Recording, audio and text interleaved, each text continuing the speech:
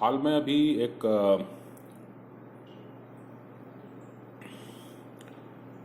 पूरी दुनिया में पश्चिमी मीडिया में पिछले 15 दिन से कम एक बहुत ज़बरदस्त चर्चा चालू है। और वो चर्चा ये है कि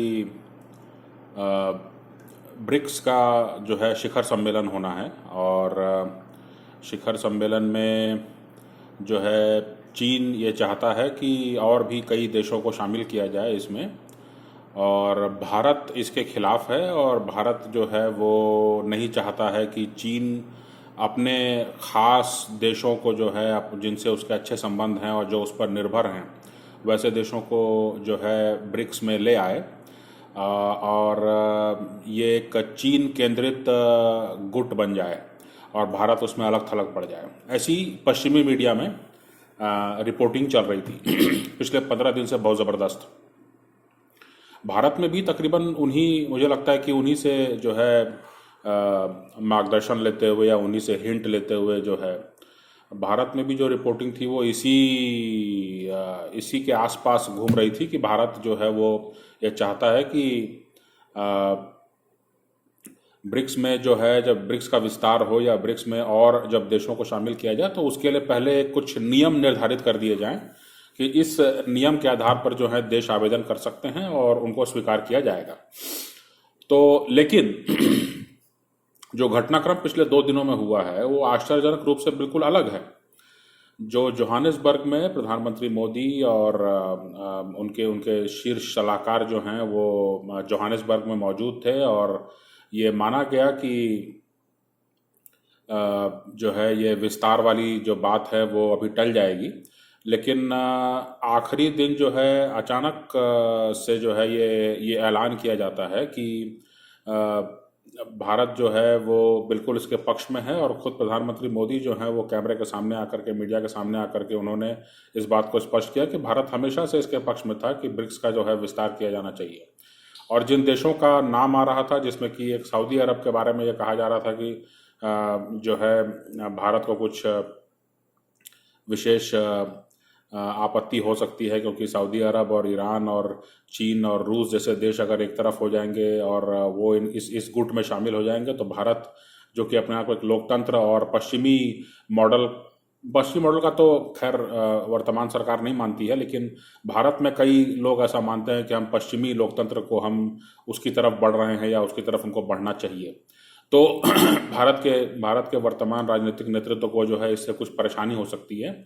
ऐसी भी संभावना जताई जा रही थी। लेकिन उन सारी संभावनाओं को बिल्कुल ही खारिज करते हुए जिस तरह से प्रधानमंत्री मोदी ने इस बात का स्वागत किया और इस बात के लिए सहमति दी, क्योंकि उनके सहमति के बिना ये विस्तार होना असंभव था तो कहीं ना कहीं अब ये बात निकल के आती है कि इससे संदेश क्या गया। जो जॉइंट स्टेटमेंट जो थोड़ा बहुत मुझे समझ में आया है, मैंने अभी बहुत सरसरी निगाह से ही देखा है, जो जॉइंट स्टेटमेंट जारी हुआ है उसके अनुसार जो है ये बात कही गई है कि जो राष्ट्रीय मुद्रा हैं, जो नेशनल करेंसीज हैं, भारत का रुपया है, रूस का जो है रूबल है, चीन का युआन है, और ब्राज़ील का भी अपने जो भी अलग अलग देशों के जो अपने जो राष्ट्रीय मुद्रा है, जो उनकी नेशनल करेंसी है, उसमें व्यापार को बढ़ावा दिया जाएगा। तो सवाल ये उठता है कि आज के दिन में जो है रूस और संयुक्त अरब अमीरात, ये 2 देश कम से कम ऐसे हैं जिनसे कि भारत जो है वो रुपए में लेन देन शुरू कर चुका है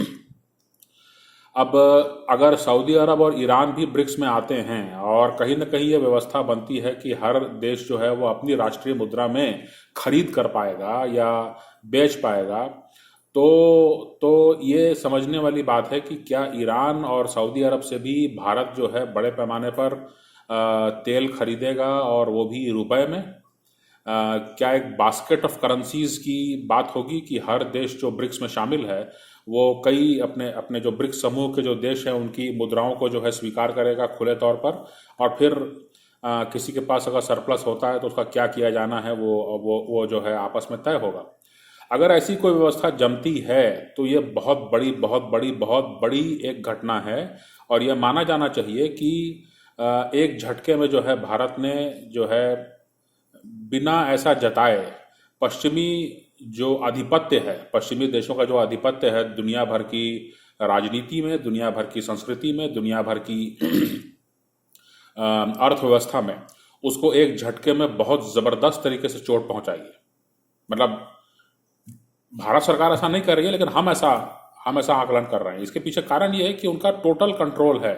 डॉलर का टोटल कंट्रोल है। और अगर अगर जो है भारत और चीन और रूस और सऊदी अरब और ईरान और साउथ अफ्रीका और ब्राज़ील और अर्जेंटीना जैसे बड़े देश, ये वाकई बड़े देश हैं, अर्जेंटीना तो नहीं है लेकिन मान लीजिए ब्राज़ील और मैंने जो ब्रिक्स में जो शामिल हैं देश 5, जो मूल रूप से ब्राज़ील, रूस, भारत और रशिया, चाइना, अगर ये आपस में जो हैं डॉलर को छोड़ करके या डॉलर को बहुत ही दरकिनार करके दूसरी कई मुद्राओं में अगर खुले तौर पर व्यापार कर सकते हैं भारत क्या इंपोर्ट करता है आज के दिन पे? भारत बड़े पैमाने पर कच्चा तेल इंपोर्ट करता है। तो रूस और संयुक्त अरब अमीरात और सऊदी अरब और ईरान अगर रुपए दे करके यहाँ से तेल बड़े पैमाने पर मिलता है तो भारत की जो रिफाइनिंग क्षमता है उसको ये समझिए आप कि पूरी दुनिया में वो तेल का निर्यातक बन सकता है, जो रिफाइंड तेल है। इसके इतर जो है अपने आस पास में जो है, जो बांग्लादेश हो गया या श्रीलंका हो गया, यहाँ पर पूरे उनके उनके उनके यहाँ तेल का जो है अंबार लगा सकता है। तेल का जो है मतलब वो तेल कितनी सप्लाई कर सकता है कि इसके उलट में हमको ये भी समझना होगा कि भारत की जो जो घरेलू अर्थव्यवस्था है वहाँ पर तेल की खपत को कम करने की कोशिश की जा रही है। तो जो भी हमारी रिफाइनिंग कैपेसिटी है वो निर्यात के काम आएगी। अगर यहाँ पर जो है हाइड्रोजन वाली जो है बसें चलने लगेंगी, अगर यहाँ पर बिजली से या बैटरी पावर्ड गाड़ियाँ चलने लगेंगी तो तेल का खपत ऑटोमेटिकली कम होगा। इसका मतलब ये है कि जो भी तेल रिफाइन होगा वो दुनिया भर में जो है निर्यात होने के लिए जा सकता है और जाना ही चाहिए। तो कहने का मतलब ये तो बहुत ही ज़बरदस्त एक मॉडल होता है। दूसरी बात यह है कि भारत और भी बड़े पैमाने पर बाहर से मंगाता रहा है। फर्टिलाइज़र हो गया, गेहूं हो गया, इसके अलावा सनफ्लावर तेल हो गया, पाम ऑयल हो गया। तो अगर जो है अगर रुपए में ही ये सारा व्यापार होता है और भारत चूंकि एक मैन्युफैक्चरिंग हब बनने की कोशिश कर रहा है, भारत जो है एप्पल का फ़ोन बन रहा है यहाँ पर, या सेमीकंडक्टर के उद्योग जो हैं यहाँ पर तेज़ी से लगने लगेंगे, तो उसका मतलब ये भी होगा कि दुनिया के पास बहुत कुछ ऐसा होगा कि वो भारतीय रुपये को अपने पास रखे और भारत से उसको काफ़ी कुछ खरीदने को होगा। अगर ईरान की बात करें तो ईरान में आज भी आप यूट्यूब पे जाकर देखेंगे तो बहुत सारी पुराने मॉडल की गाड़ियाँ चल रही हैं। तो क्या उनको इलेक्ट्रिक व्हीकल की ज़रूरत नहीं है? और क्या उनको भारत निर्यात कर सकता है? क्योंकि चाबहार पोर्ट पर जो है दोनों भारत और ईरान शुरू से फोकस करते रहे हैं। तो ईरान और मध्य एशिया और उसके बाद में रूस, इन सब जगहों पर जो हैं जो कंज्यूमर व्हीकल्स हैं, जो एक घरेलू जो परिवार या अकेले व्यक्ति जो गाड़ी चलाते हैं उसका जो है पूरा यहाँ पर मैदान साफ है। और अगर भारत इस मामले में आगे बढ़ता है तो मुझे नहीं लगता कि कोई इसमें बहुत ज़्यादा दिक्कत होगी और बहुत बड़े पैमाने पर हम गाड़ियों का जो है निर्यात कर सकते हैं। तो एक बहुत बड़ा डेवलपमेंट है और अर्थव्यवस्था से ही राजनीति तय होती है, अर्थव्यवस्था से ही जो है आपकी भू राजनीति तय होती है, जियो पॉलिटिक्स। तो इसलिए जो है इसको बहुत नज़दीक से देखा जाना चाहिए। भारतीय मीडिया में बहुत ज़्यादा कवरेज नहीं है इसका, और थोड़ा बहुत जो कवरेज है वो भी इसी बात पर है कि भारत और चीन के नेता आपस में मिले कि नहीं और उनके बीच में क्या बात हुई और उसके बारे में ज़्यादा कवरेज है। लेकिन मुझे लगता है कि एक बड़े पैमाने पर इसको समझा जाना चाहिए।